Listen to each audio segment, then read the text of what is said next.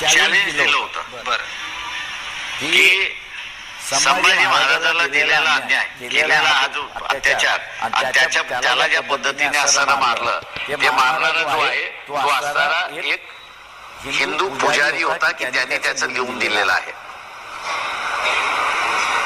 औरंगजेबने त्याला पकडलं बरं, पण त्याला शिक्षा कोणी दिली? ते हिंदू पुजाऱ्यांनी दिली. आजही चॅलेंज कोणीतरी स्वीकारावं ना. पण त्याचबरोबर कमी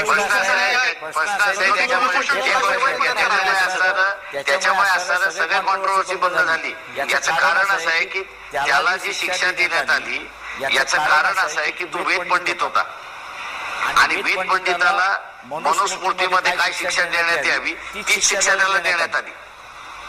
आणि सांगणारा कोण होता? ते हिंदू पुजारी होता, तो काय औरंगजेब नव्हता.